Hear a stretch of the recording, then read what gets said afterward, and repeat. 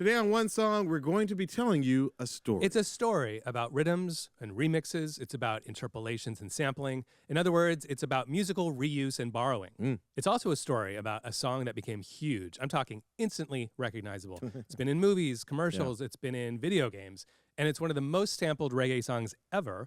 But one of the last people to find out about its success was the singer herself. Yeah, it's a story about royalties and who gets paid and who has the power. Yeah. It's the story of Sister Nancy, and the song is Bam Bam. You go. I tell you something, go, Sister Nancy, make you go. I know it from me head straight down to my toes. I tell you, down, Sister Nancy, and they go. And some of them. It's going to be so hard not to do bad patois all episode long. I mean, I'm going to definitely avoid it. You may decide to dip a toe in the water. I kind of want to be like, with it. this is something Diallo can't understand. Dude, that's so cool. That sounded authentic to my ears. But not to any Jamaican ears. Hi, I'm actor, writer, director, and sometimes DJ Diallo Riddle. And I'm producer, DJ, and songwriter Luxury, a.k.a. the guy who talks about interpolation on TikTok. And the guy who might write an entire book on this subject. Not just might, and doing. And doing. And we can't wait to read it. But for now, for now, this is One Song. Okay, Luxury, let's start here. When did you first hear Bam Bam, and what does it mean to you? So there's a funny story associated with my first hearing basically all things Jamaican, reggae, and dub. Because in college, I had 3 roommates, and they all used my sound system, right? Okay, they had my, sound system is generous. It's one of those all-in-one $120 machines, right? Oh, yeah. Cassette player, CD, not even CD player, I used record to sell player, them at Circuit City. Radio, you know exactly what I'm talking about. So when Iowa was a very popular brand. I might have been in Iowa, actually. AIWA. Whatever happened to Iowa? Shout out to Iowa. Okay, we're already in the weeds. No, but shout out to Iowa. Those are some good sound systems. Go ahead. I had a cassette. So in my cassette player, I walk in one day and there's a cassette, a foreign cassette, meaning not my own possession. Like, who's been listening in my machine, right? Kind of thing. But I pressed play and it was, I didn't know at the time. I later found out. This was my introduction to Lee Scratch Perry's Blackboard Jungle album from circa 1973. Okay. One thing we'll be talking about today is a lot of circa going on because not a lot of credits are being written down in Jamaica. But this is my exposure to this sound. So this tape is in my machine. I'm hearing this music. I have never heard it before. There's no writing on it, and nobody is claiming ownership in the house because they don't want to be the one who is listening on my machine against my will, without my permission. Yeah. So for many years in the pre-Shazam era, I'm walking around with this tape, which is now mine, and listening to it obsessively. And it's got Lee Scratch Perry. It's got Bam Bam on it. It's got all these incredible Jamaican iconic songs from this peak era of what I would call kind of roots reggae into the early dancehall era. And it's blowing my mind. And these are some of my favorite sounds, but I don't know what they are. So what year range are we talking here? So it's basically this dub era, which begins around 73, some of the first dub albums. There's dub music prior to that, but recorded and in album form, it's basically in the 70s and kind of ends around 82 when Bam Bam comes out. Sure. And this music ends up forming a big part of my, sonic DNA. It sort of, chemically becomes embedded in my body. And long story short, when I start making music, when I start making edits and remixes, my Luxury Edit series, which is me taking the stems of famous songs and dubbing them out for dance floor play. That's what I'm doing. I am doing, without realizing it, I'm doing what I heard on this tape. Sure. I'm extending sounds. I'm putting them in a big delay and echo and reverb and sort of letting the sound reverberate because this has become a part of what I adore musically. Yeah. So that's big, interesting. I got to ask right off the bat, have you ever been to Jamaica? I've never been to Not Jamaica. been yet. No. Okay. Have you been? I have not been in any substantial way. Like, I'd love to say I've been to Kingston or something like that. I've been on vacation. I've done the resort thing. What's interesting to me is you discovered it in college, essentially. Yeah, I discovered it in college. I will say that, look, my father had 3,000 jazz records. For that reason alone, it was hard for me to get into jazz. That was my dad's music. And also my brother, who is 20 years older than me, his music was reggae, and specifically roots reggae. Huge Bob Marley fan. Jimmy Cliff, I remember the first piece of vinyl anyone ever gifted me that I didn't ask my parents for or buy with my own money was Pass the Dutchie by Musical Youth. Musical Youth. Yeah. And I remember loving the sound of it, but I couldn't get into reggae because that was my brother's thing. Right. Until I got to college. And when I got to college, I went to school in Boston. Being at an East Coast school, there were so many children of immigrants at Harvard. And, because we're on the East Coast, all of our parties are kind of mimicking the grown up over 21 parties on the East Coast at that time. And that's almost exclusively hip hop and dancehall. Okay. And so when I would, go into these places that sometimes were 18 and over, I would go in, I would listen to what they were playing, and I'm pretty sure that's the first time that I heard Bom Bom. I heard Bom Bom, and I heard Don Penn's No No No. And there was like this whole dance hall set of music that you could spin, and this is like the mid-90s, that it was like, oh, this is this. We didn't do roots reggae. What's funny is I feel like roots reggae, like every kid at Harvard had the stereotypical Bob Marley Legends poster. And it's so annoying. And that CD. Yeah. And so in some ways, the greatest hits of Bob Marley, basically, in other words, the starter set. I feel like, the harder they come, all that stuff got sort of, that was for, I'll be blunt, that was for like,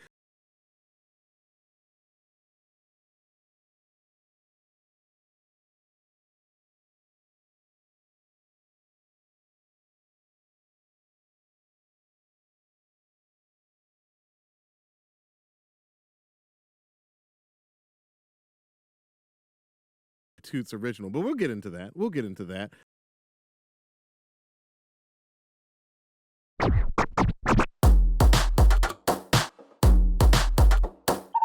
Let's set the stage. I think that Bom Bom is perhaps one of those songs that a lot of people know, but maybe they don't know much about it. Exactly, yeah. So Bom Bom comes out in 1982. How do we get to Sister Nancy and Bom Bom? Okay, so the story of Jamaica and music in a very tiny nutshell. Yes. So in knowing that this could be its own episode. And boy, would I, and we will probably do that. My soon enough. Jamaican music obsession, I've had to whittle down to like less than a paragraph here.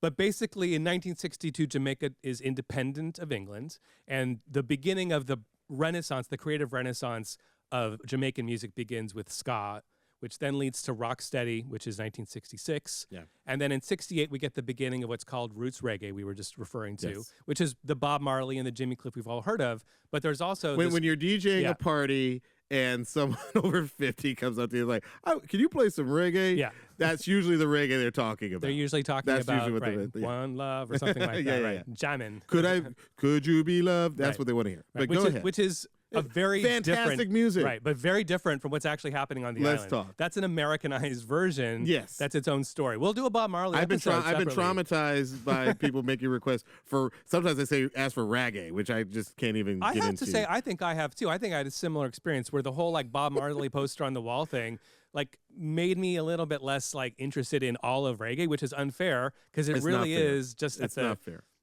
It's a very specific kind of reggae that Bob Marley was doing. But okay, so roots reggae comes in. Roots reggae comes in, and I just want to quickly talk about, because it's important to this story, is the origin of dubs and dub music.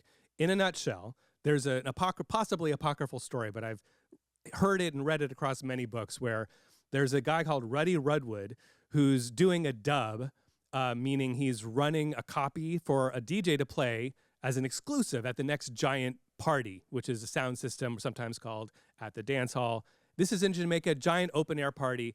Everyone's there. This is the heart of music in Jamaica. It's not bands, it's DJs and sound systems. So he's running a special version and by mistake mutes the vocal.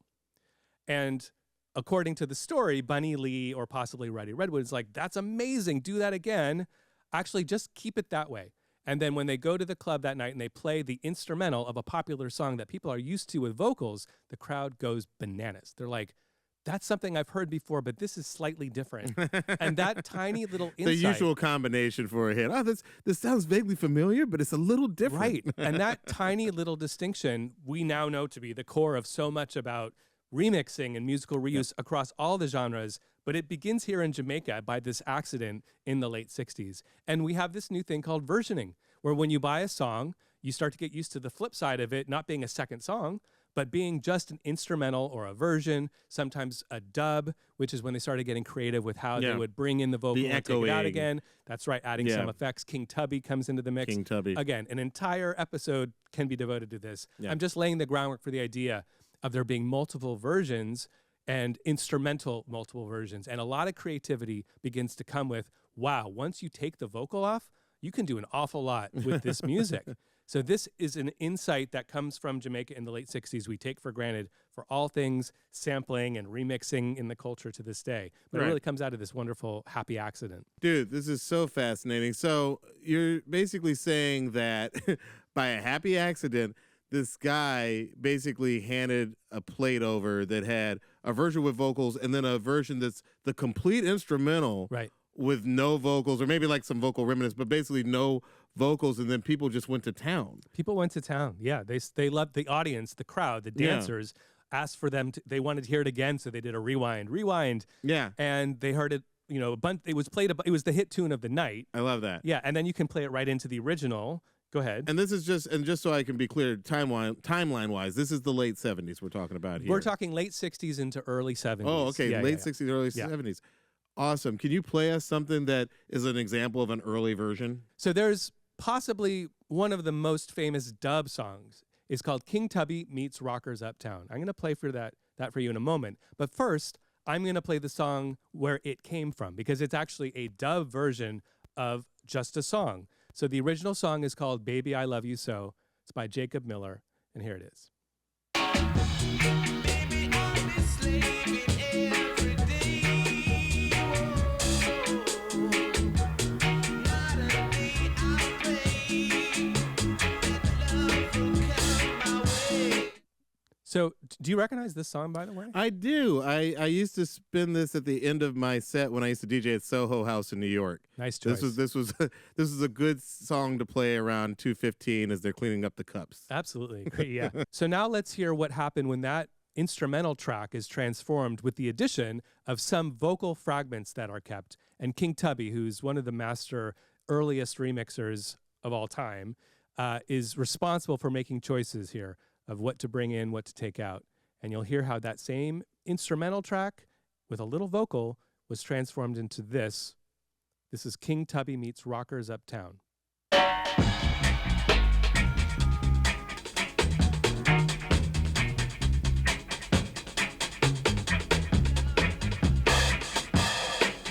So we just have these little pieces of Jacob Miller's voice from the original song, Baby I Love You So, floating in there. Mm-hmm. The bass is cranked up. Of course. And the drums have this delay added to them so that that beat becomes like 30-second notes, I think, in there. I mean, it's really beautiful. And there's a reduction with fragmentation of the vocal, a reduction of instrumentation, an enhancement of the bass line, the vocal fragment. This is a completely new science, if you will. And it's created by the engineer, by King Tubby. He's transformed this material, this recorded material, and created in the process an entirely new art form. Which I think any good engineer, from George Martin to Bob Power, they'd be like, we're always transforming that crap that they hand us. But no, seriously, like I think that you can't ever get past a person who knows what they're doing in the studio. Yeah, exactly. And just one more version of that song, because it exists. Augustus Pablo, who's the producer Augustus Pablo? Augustus Pablo, what a great name. Augustus Pablo, if you don't think you've heard Augustus Pablo, you have, because almost any time in the 70s, at least, you hear a melodica, which you'll hear in a second. That's Augustus Pablo. He made that instrument famous in reggae. So he did a version of that same track using the same rhythm track, the instrumental, but he replaced the vocal with his melodica. This is Cassava Piece. And that's the melodica there. Find the same section.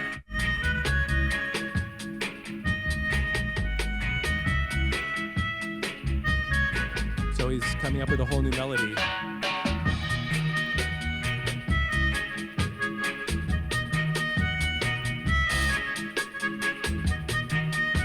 So obviously, if you're familiar with any of the songs, and then you hear any of the other versions of it, similar to the audience at that first sound system event where they heard the instrumental of a famous song. Mm-hmm. I think it might have been On the Beach by the Paragons. I'll have to look that up.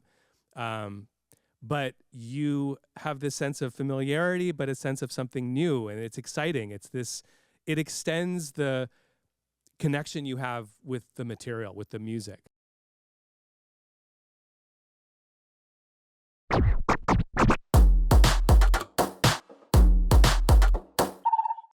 I just want to give a round of applause. My man, he has walked us from Jamaican independence through the emergence of roots reggae and he mentioned ska and rocksteady along the way. Many books have been written. That if you want to elongate that, what just took a few minutes, yes. It can be done. No, it can absolutely be done. But now I want to talk about the end of the decade. I want to talk about the end of the 70s because there is this new culture that's starting to rear its head in the underground clubs and these underground dance hall parties where the music is changing. And I think that, you can't ignore the passing of the political torch in Jamaica this time. Michael Manley's party loses to the Labour Party. There's a lot of violence, not just street and crime violence, but there's like political violence taking place. A lot of the hope that you hear in roots reggae, a lot of the Rastafari themes, and a lot of the just the politics and the black liberation. You start to hear another thing come in. And that is talk of like street life and crime. And, I saw somewhere where someone was like, in the late 70s, dancehall comes in and it's talking, they called it the crass cousin of roots reggae because it's like, it's dealing with these different themes. And suddenly there are new people who are rising to fame. We could not talk about Bam Bam without talking about Yellowman. And Yellowman, I'm going to call him Yellowman because I don't want to do a bad patois. But if I go back and forth, please forgive me. But, I'd like to hear a little bad patois. I mean, why not try? Well, then listen to the song by Das Races because they did a great song about fake patois. But Yellow Man by 1979, he's one of the most popular artists in Jamaica, and he has a different way of approaching, his music. I won't go the way of saying like, oh, dancehall is obsessed with the 6 Gs, and you can look online and see like, the theory that it's guns, gals, gays, ghetto, ganja god.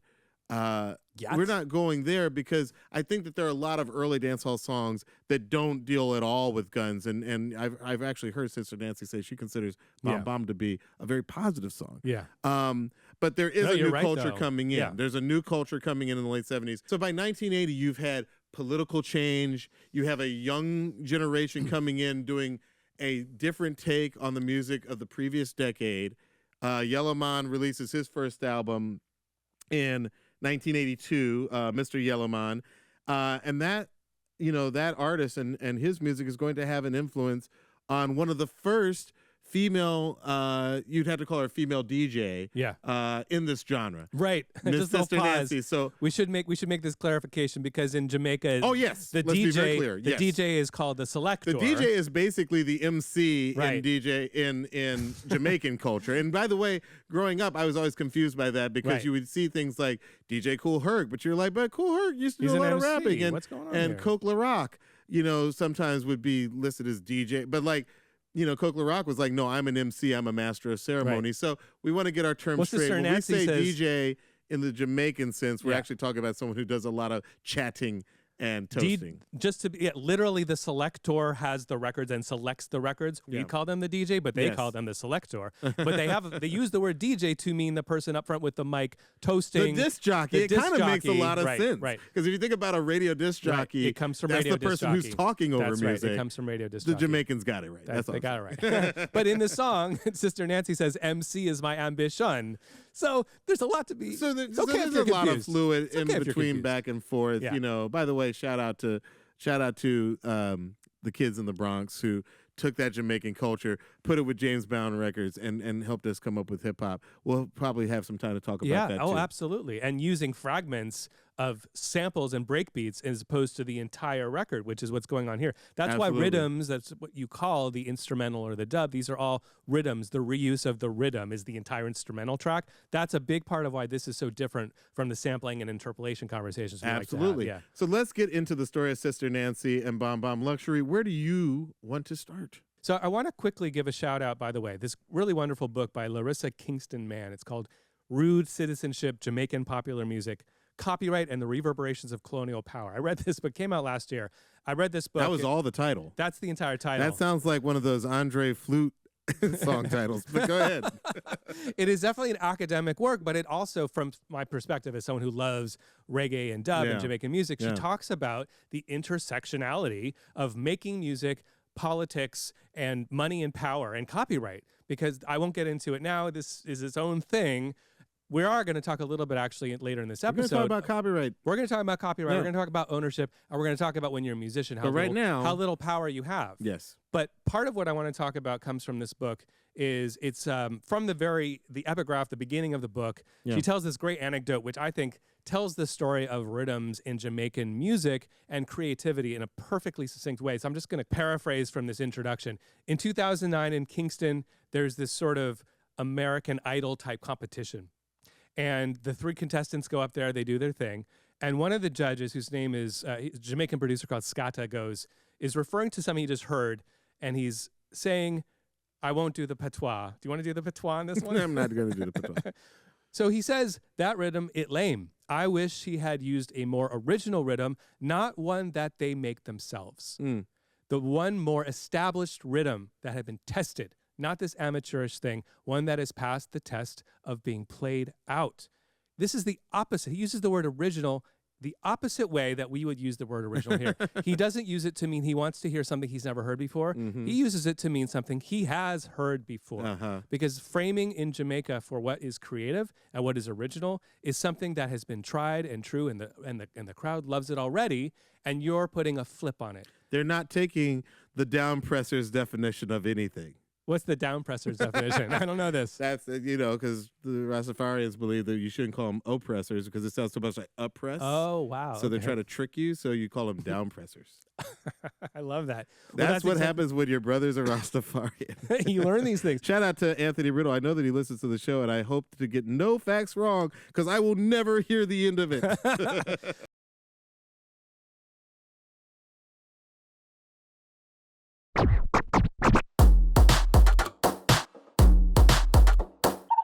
Who is Sister Nancy? So Sister Nancy is born in Kingston in 1962.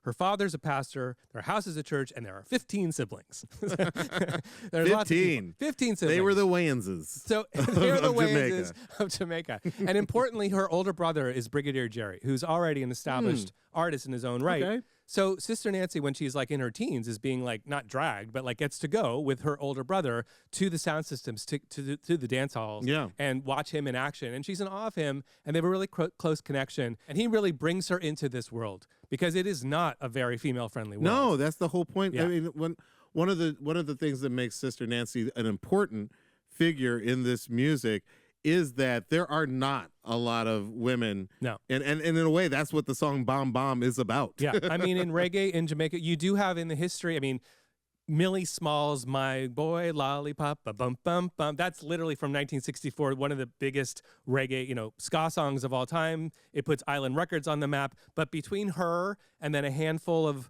rocksteady artists, and then you've got the I3s behind Bob Marley, women in reggae are very backgrounded. Yeah, it's a function of there being this strain of conservatism in Jamaican culture, and she kind of talks about it on Bomb Bomb, the fact that like she's being steered one way, and yet she has these ambitions to be an MC.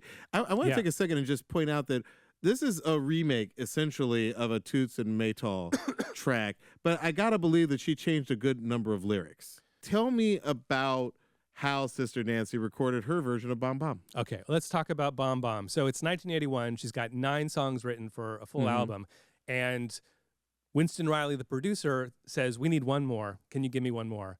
So she goes into the studio, and Yellowman is in another studio where he's doing his own version of this song. This is Toots and the Maytals' Bomb Bomb from 1966.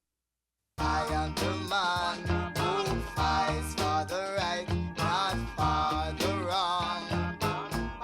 Going there and going there. So that "What's a Bomb Bomb" is being vocalized in the background throughout the entire track. So this idea, the title of the track is "Bomb Bomb," and what's being sung is "What a Bomb Bomb." So we talked a little bit about, this musical reuse culture. When Yellowman and Fathead are in the studio working on a new track, they're thinking of this song, and they come up with this. Well, bum, say what a bum, bum, bang, bang, dilong, bang, bang, bang, bang, dilong, bang, bang. That is so cool. I have never heard the Yellowman version of it. And what instantly jumps out to me is how, so the Toots version is clearly like political. Like it's talking about, this man, don't trouble no one. I fight for what's right, not for what's wrong. It's political. The Yellowman version, he also says this man, but then he's like, yellow man, it's like, it's more already, you sort of hear the it's not bragging necessarily, but it's sort of like the self-reflectiveness of this sort of dance hall. And by the way, it's the same thing's happening in hip hop right now. It's like, I'm the best and I beat the rest. It's more reflexive. It's less political. And then, obviously in the Toots and Yellowman versions, they both say this man. But in the Sister Nancy version, this woman, revolution, this woman, blew people's brains. Right. So cool. Same song, but different lyrics. It's a transformation of an idea, and it becomes a new idea once it's transformed. Bomb, bomb. Do we know what it means? Because I always interpreted, like when I heard Toots sing, "Don't bring a bomb, bomb," I assumed that was like a gun. And by the Sister Nancy version, again, I've never really heard the Yellowman version. The Sister Nancy version, what bomb, bomb. I didn't really know what it meant. By that point, I don't get the sense it means a gun. Do you know? I don't think. I mean, what she has said herself in interviews is that it means I'm attacking full speed. I'm coming for you, or I'm just coming. It's just here I am. It's like I'm bringing the ruckus. But I'm bringing the ruckus. Yeah. I think it's an announcement. I think here I am. Yes. Like, I am here. The I'm whole on song stage. has a here I am. Yeah. I Me. love the phrase "nice up Jamaica," which to the uninitiated is basically an early form of "turn up." So. Yes. MC is my ambition. Like, here I am. I'm making my dream come true because I'm on stage. I'm a woman in Jamaica. It's 1981 when she's writing it. 1982 when it comes out. And here I am. I'm a lady deal with it. And not a man. I'm a lady and not a man. It's so simple and yet so awesome. Bomb, bomb. Bomb, bomb. After the break, we be getting deeper into bomb, bomb. Yes. We be right back. Rewind. I think I got canceled. Damn it.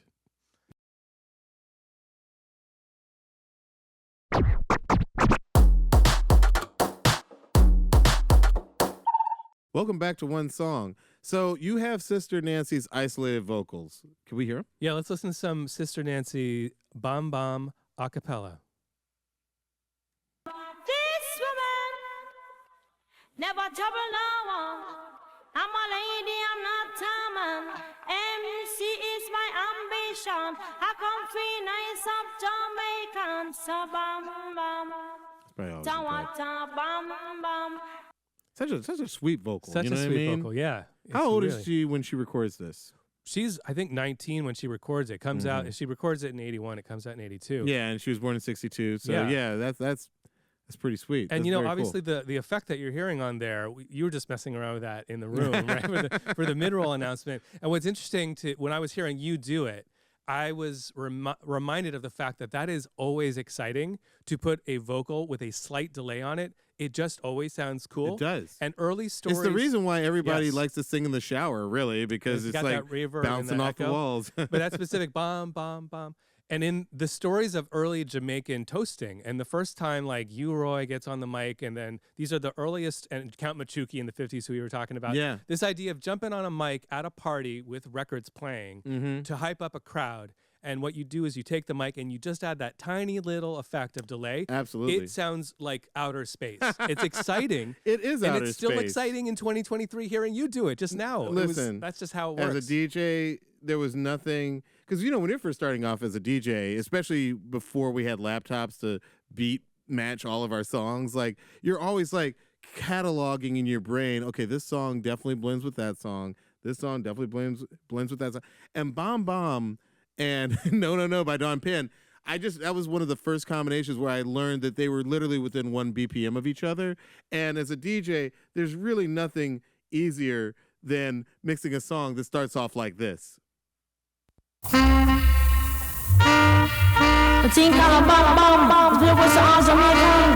Like it's one of those things where like the horns are so loud, the instrumentation is so sparse that coming in towards the end of No No No, which you have to follow that song up with something good. Okay, that's one of those songs where like if the next song isn't good, the dance floor is going to clear. So you have to hit them with another beast. We're going to definitely do a Don Penn episode in the future. And I guess we should. Yeah. And I'll never forget that Sister Nancy, that was one of the things that really helped us get into it. Now, we're talking about the music now. Yeah. And when you're talking about this music, you got to talk about the rhythm. So what can you tell us about it? Because I feel like this particular rhythm has been used in a lot of songs. That rhythm, as you were pointing out, like this is one of the more popular rhythms of all time. It's called the Stalag 17 rhythm. Sometimes it's called the Stagalag rhythm. And it's been used hundreds and hundreds and hundreds of times. And not even always the same part of it, because I feel like, isn't there some talking at the beginning of this? So the rhythm itself is recorded, as far as we understand. I've done a deep dive on this rhythm, and we're going to get into that in a minute. But as far as we understand, this is the Soul Syndicate performers that are playing these instruments. And here's the rhythm itself. It's called Stalag 17. It's listed, and this is a little foreshadowing, as being by Ansel Collins, but that's not quite the whole truth. But here's what it sounds like.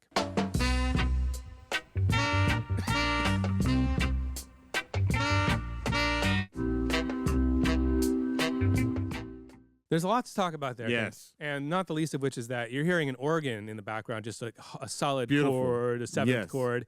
And that's not in the version that's underneath Sister Nancy.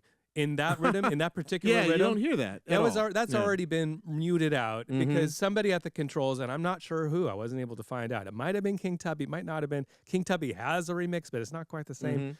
So somewhere in the story that we'll be getting into in a minute, the choice was made for Sister Nancy's rhythm to use not the one we just heard, where Ansel Collins, the keyboard player, plays that organ, but he's not playing underneath Sister Nancy Bomb Bomb. You can't hear him. It actually gets towards what I like about this music. Yeah. In general, is that earlier you said it sounds spacey. Yeah. You know, I think there's a tendency for a lot of people to overproduce for the dance floor, for the dance hall. And in hip hop for the dance floor, because if you think about the Neptunes, just the fact that Neptunes invoke space, like their production was actually sparse. Like you can hear the space in between the notes as much as you can hear the notes. And I feel similarly, somebody made the wise decision that if that organ is in there, it might be more of a song, Bomb Bomb might be more of a song that you sort of, sway to instead of whine to in the Jamaican sense. The whine is very important. Right. If you leave more out, it gives it more of an edge in a weird way. Is lack of a well, let's talk about this rhythm, and let's talk about where it comes from, and let's talk about who made it, and let's talk about who made money off of it. All of this stuff is shrouded in a great deal of mystery, because just to back up for a second, how does music in Jamaica get made in the late 60s, early 70s, into the 80s, and probably even now? I mean, that's great. What year does Stalag 17 come out? So this song is recorded around 73, or comes out in 73. And the way in Jamaica, the way it works is there is a studio. There's Studio One you've heard of Channel One maybe, Harry J's. And these studios are owned by studio owners. They've got money. They've got producers who come in and they hire bands to play music. And all along this road from studio owner and producer down to musician, the power, by the time you get to the musician, there's no power. These musicians are hired to come in and they play maybe 2, 3, 4 rhythms a day. And they are the ones who are writing and making up, for the most part, the music on the spot. The producers are not musicians. So in this case, this is relevant because Winston Riley is the producer. He's the guy who booked the studio. He's not even the studio owner. He's just the guy who had enough money to book studio time to get people to come in who are instrument players. And in this case, it's called the Soul Syndicate is the name of the band, is the name of the artist, the band who actually played the music. Bass was George Fully Fullwood. Full props to George Fully Fullwood. Full props to Ansel Collins on keys. Carlton Santa Davis on drums. These are some heavy hitters. If you go buy some records right now, some reggae records, you'll see these names like on an awful lot of them. Who's on the horns? And then guitar, I'm so glad you asked, because guitar is Tony Chin and Earl Chinna-Smith, and I do not know who are on the horns. That's crazy. So many liner That notes, is a horn, so right? That's not my much imagination. deep- That's not. There are horns on this. There are horns on this. Those are real horns. It might be Tommy McCook, who's a very famous sax player, but Okay. it might not be, and I do not know the answer. That's crazy. Documentation is That's sparse. like if we didn't know who played the keyboard on The Doors' "Light My Fire." Well, you know, it's such a prominent part of what makes the song work. There's two reasons why credits are not being kept. Number one, it just wasn't so much is happening, so Right. much activity. They're cranking out Classic Hollywood instrumental movies were songs. not stored in good facilities, and then the facility Oh, my burned God. down and they're lost to time. I totally get it. Think of that when I tell you this anecdote. There's a great documentary called Dub Echoes where they interview Bunny Lee, who's one of the Yeah, Bunny iconic Lee. producers. Yeah. And producer in the sense of has money, pays pays musicians to come and play, but then takes credit, takes the master tapes. This guy in this documentary, you see him walk into this room in Jamaica, which is this little tiny box of a room with stacks and stacks of not well-maintained boxes with like, analog tape revolved around on tables.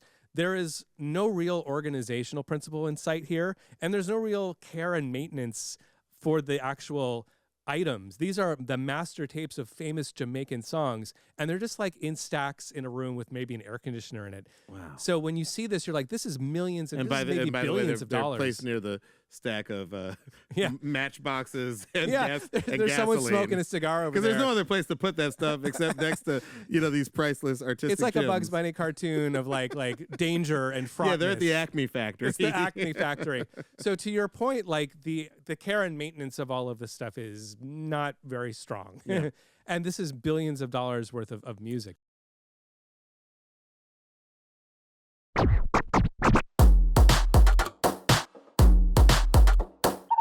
To kind of bring it back to Stalag 17, I was able to find some stories. Oh yes, where, I want to hear some great stories. well, some of the stories involve how the drummer I mentioned, Santa Davis, he's got a really great long interview where I've read, and I won't get that deep in the weeds other than to say there's contentiousness about who made this song amongst the players. Oh wow, Who wrote it? who wrote it? But it's really, for me as a musician, like I'm in there with it. We should find out who wrote Stalag 16. That probably will give us some answers. Stalag 8 is like some slept-on heat.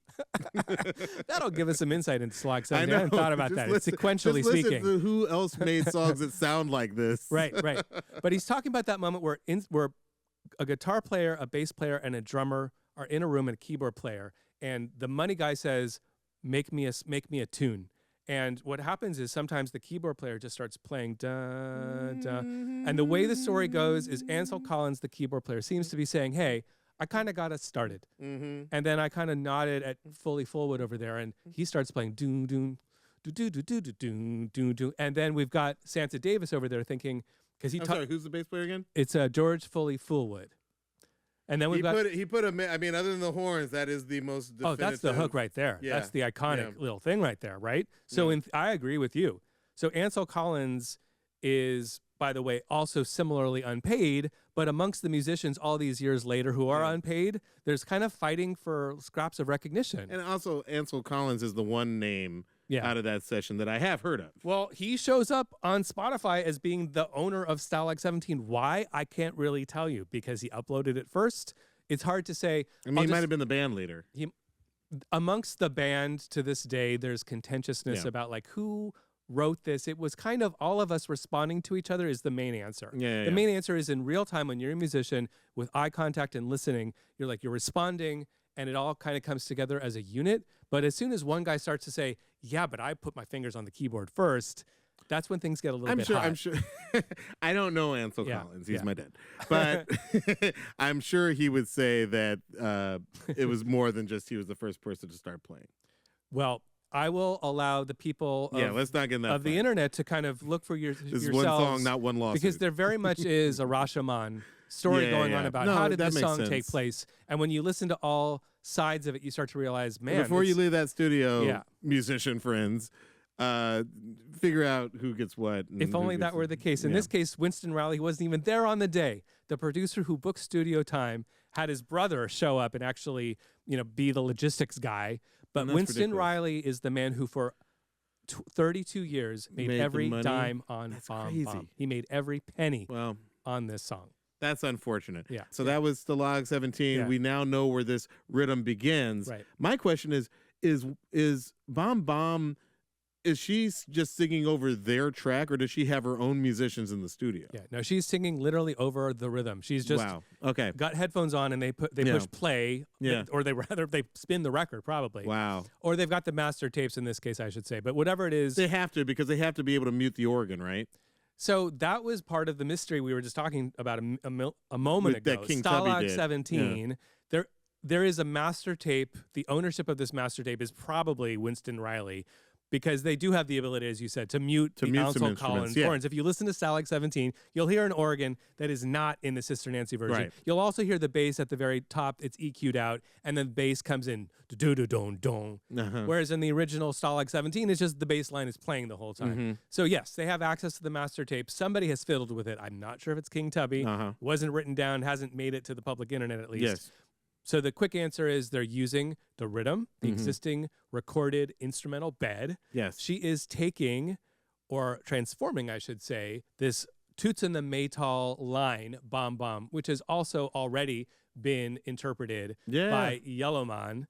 And she has taken no small amount of Yellowman's lyrical concepts and rhythmically where Yellowman has placed them in time when she comes up with her own lyrics and delivery, and combines that with this rhythm to create this completely new musical. That is wonderful.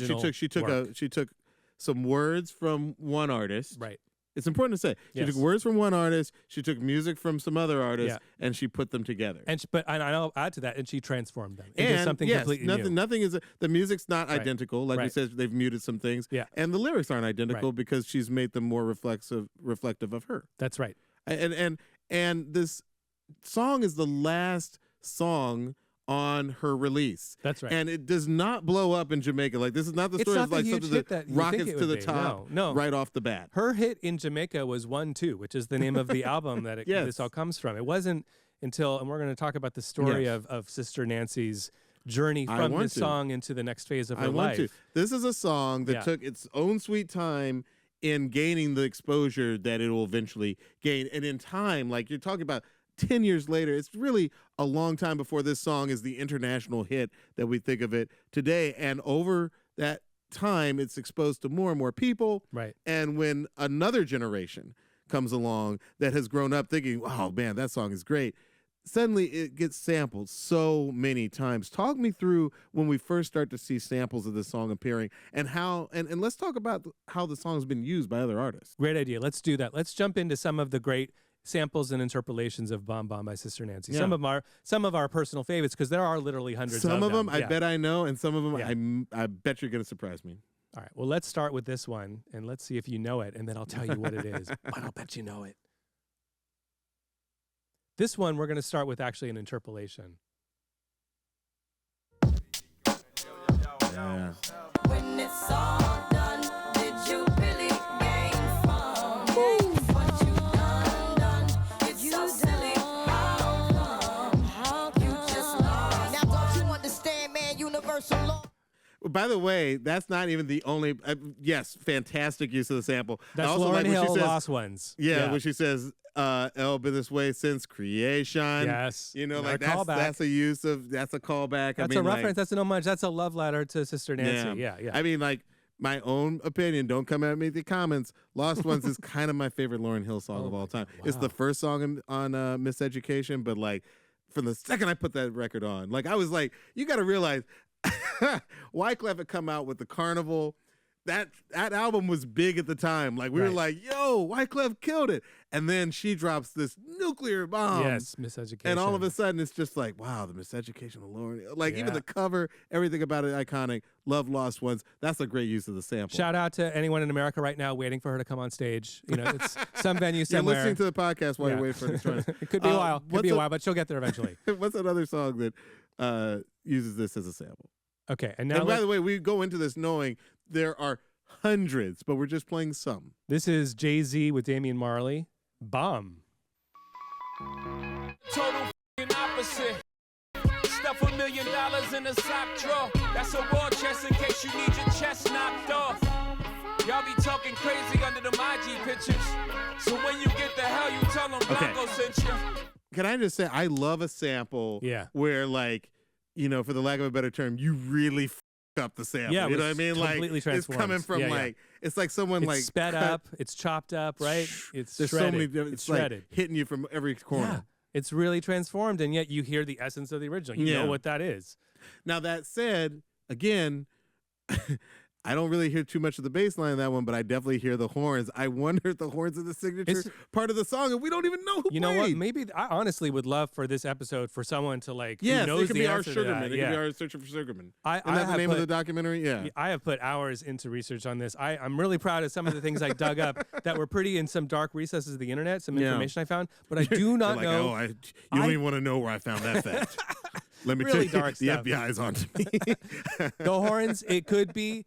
My guess is it's Tommy McCook, who's one of my favorite Jamaican horn players. He's on so much of the classic stuff, but I don't know who. And there's two of them. There are harmonized horn parts, so there's two horns. Yeah, there's more than one horn. Who are they? I don't know. Roland Alfonso, Tommy McCook, I do not know. This is like an episode of Unsolved Mysteries. Years from now, it'll be like, we're putting it out there. Who is it? Tell us in the comments. Or Let's do one more.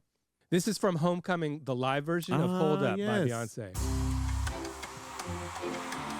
think it's, Hold up, they don't love you like I love you. Hold up, they don't love you like I love you.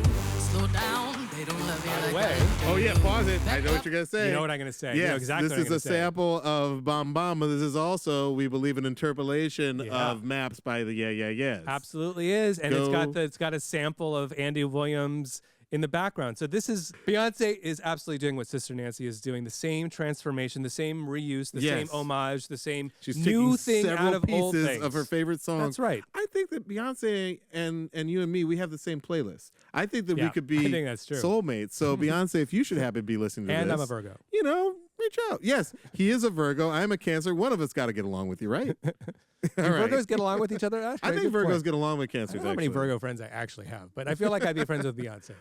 Yes, you need to be. And she needs to come on the show. Come on, Beyonce. Any member Say of it with Destiny a patois, Child. maybe Any that'll former member of Destiny Child, come on the show. Try it with a patois, maybe that will help. I'm not going to do it. Okay. I like my life.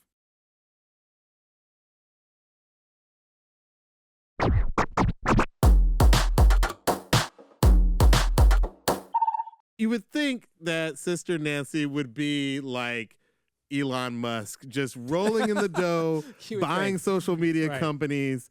It's funny, she is money-minded because she ends up working at a bank, I believe, in New Jersey. Yeah. And it's around like the mid-'90s that she actually starts hearing that. So, you know, that her song has actually grown greatly in popularity. And it's not to joke about the bank thing at all, but the fact of the matter is she literally, remember how I mentioned that the musicians got screwed because they got $20 on the day per track, and that was it. They never got a piece of the publishing. You're going to tell me they weren't the only ones who got screwed. You know what?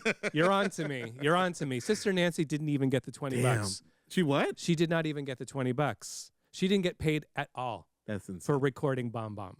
She was so excited to be in the studio. Did Brigadier and to be on Jerry not freaking look out? Like, who was her manager? There's no manager. This is a 18-year-old girl in Jamaica. There's so many layers here. One is you have to remember, as she says herself, Jamaica, 1 in 3 million, right? It's a very small. It's a very small country. It's a very small island. Yeah. And we're going to talk about Sister Nancy's journey to getting paid, which there is a happy ending, not to ruin the surprise.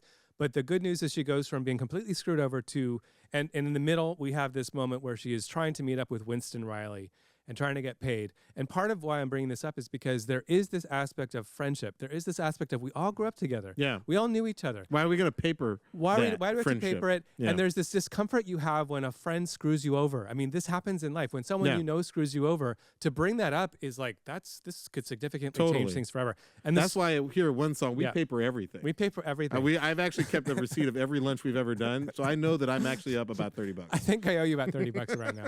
That's fair. But tell us about the story about her getting paid. Okay. Well, she doesn't get paid at all. She doesn't even know it's a hit, as you say. Yeah. At a certain point, she a little bit gives up the music industry, moves to America where her mom has already moved. In 1996, she comes to New Jersey, of all places, starts a new career. She's working in the bank. She's a bank teller. And it wasn't until she starts to get inklings that her song has some reuse, has some popularity. It's in the movie. Is it Belly? Is that the name of the movie? It's in Belly. It's in the movie Which, Belly. if you haven't seen Belly, you should stop the podcast now and go watch Belly. You will never regret it. It's up there. AFI, I think, called it the 3rd best movie in American history. Belly. I'm making that up. Okay, let me not. Belly is a movie that I enjoy, but I cannot. I enjoy it for a lot of the wrong reasons too. But please continue. I feel like you got a lot to say about Belly. I do have a lot to, but I'm going to hold it back because this is not the Belly podcast. Please continue about Sister Nancy. Okay. So it's not until 2014 that she sees, or she's told that it's in a Reebok commercial by her daughter, actually, of all things. Bomb Bomb is this Reebok commercial. It's just a girl getting in the shower, and the music is Bomb Bomb. This is a pretty big usage. And this is the moment where Sister Nancy's like, I'm tired of being nice. I'm tired of reaching out to my old buddy, Winston Riley, the producer who screwed me over, never paid me. I'm tired of hearing about it being in Belly. There comes a point where it's just, I got to get my money. So she does end up hiring a lawyer, and she does end up getting some compensation. Now, it's 32 years of being unpaid. They're not able to give her all 32 years. It's not retroactive? It's retroactive by 10 years, which is not nothing. That's not nothing. And significantly, it's 50-50 moving forward. As long as it's got that shoe money. As long as you got that shoe money. And significantly, Reebok is the big thing. Yeah. Reebok's the big thing. And significantly, this is 2014, which means when the Jay-Z and Kanye and Beyonce uses come into play, she is paid on day one from that's that fantastic. So it makes it a happy. And I heard that she was ending. actually happy with what Kanye and Jay. Yeah. And Jay actually went to go visit her. She's in the video. She's in the Bomb video. So cool. She's talking in the video. It is a happy ending. So if you look at the credits now to this day, Sister Nancy is now 50%. Winston Riley, who relevant to this story, is no longer alive and was shot in the head dead. Like, this is not a person making friends. Oh my gosh, we have a true crime podcast now. Where the money's at. Just the tag on the whole like credits and publishing thing is that in all of this, nobody who is on the Style Like 17 rhythm is getting any money from Bomb Bomb. So the good news is still kind of 50-50 good news. Winston Riley technically probably should never have gotten any of this money because all he did was book the studio that day. The musicians got robbed. They haven't gotten theirs to this day. At least Sister Nancy's on there. That is good news. Yeah. The horns, we have no idea. Toots, maybe somebody is going to come to us. You can DM us or come to the comments. Horns? If you know the answer, who played the horns on Stalag 17? We're all ears. We will do the digging and we will do an update on future episodes. Toots is not getting paid on this song. Yellowman's not getting paid on this song. So it's interesting to think about. It's interesting to think about all the participants in the creative process. Toots strung together He's not participating in any of this. Okay. Yeah. Well. So it's a story of power. It's a story of like contracts, and it's a story about how much leverage you have. It shows you how convoluted. Yeah. You know, honestly, when people come to me and they're like, I want to be a musician, I'm like, do you really want to do that to yourself? Because I feel like unless you have a really good lawyer, it is really hard to get paid from music. I think it's easy to get paid from your live gigs and selling some merch. But as far as seeing like money, I think the heyday of that was like the 90s. Maybe, yeah, exactly. When there was like the diamond status, the when you went 10 times kind of platinum. If you were in the Backstreet Boys in the 90s, then that was a good time. You're doing all right. We're not worried about you. Yeah. Luxury, you know so much about this topic. Thank you for bringing us on this journey. Is there anything else you'd like to say about Sister Nancy's Bomb Bomb and its legacy? I mean, to me, it's one of my favorite songs of all time, just as a song. And all of the other stuff we're talking about, and the mysteries and the rhythms and the sampling, all this stuff that I'm personally passionate about, obviously, musical borrowing and culture, that to me is clearly with my whole interpolation thing, very interesting. And how songs are connected and how creativity is all connected. But just outside of that whole tale that we wove together just now, the song still has a mystery and a power to it, where hearing it, even though I've heard it a million times, sometimes we have songs we talk about on the episode where we're like, oh, I was a little tired of this one, but now that I've heard it in this way with the stems or the conversation, this is fresh to me again. This is not one of those. This is one that this song it's got a has magic a certain to it. Power. It's got a magic to it. Again, I came into this song as a DJ and a lover specifically of dancehall, and what I can truthfully say is that it's one of those songs that to this day, it's hard to find a song to come out of it without clearing the dance floor. It sets such a vibe that anytime her voice starts trailing off, if you don't have sort of like a peak of the night song to play, the vibe goes away and the dance floor separates. So whatever magical energy they put into the studio that day at when they were recording with Ansel Collins, and whatever Fully whatever Santa Davis on drums, whatever they put in when she went into the studio and recorded her new vocals on it, it just works. It just works. And the fact that you've got producers who've been killed and you've got mystery horn man out there, I think his legacy is not quite finished. I think that I agree. New generations will continue to discover this song and its influence will only grow. And I hope the idea, too, of how musical borrowing and reuse and transformation, and remember the anecdote at the top of the show, I talked about how in Jamaica specifically, the idea of originality, like that's pretty extreme to say, actually originality is a thing we've heard before.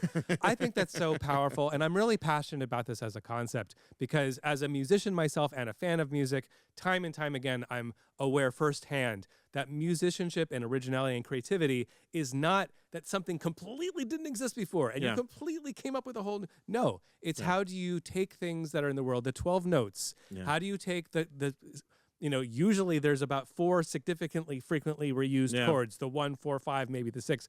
How do you take commonly used elements and do something different and new that is with your own voice? That to me is what originality I'd say, is. How do you take those 12 notes and constantly make things that feel fresh? Yes. And I feel like, human beings constantly come up with new ways to make it sound fresh. Yes, we do. Luxury, help me in this thing. Well, I'm producer, DJ, and songwriter Luxury. And I'm actor, writer, and sometimes Soundclash DJ Diallo Riddle. And you got one more chance. You don't want to say an Irie or a Ja or anything like that? No? No. No Iries, no Jaws. Well, this has been one song, and we will see you next time. We'll see you next time. Ciao, Bella. You go. I tell you, Sophie, go, Sister Nancy, make you go. I know it from me head straight down to my toe. I teach her down, Sister Nancy, and they go. And some of them.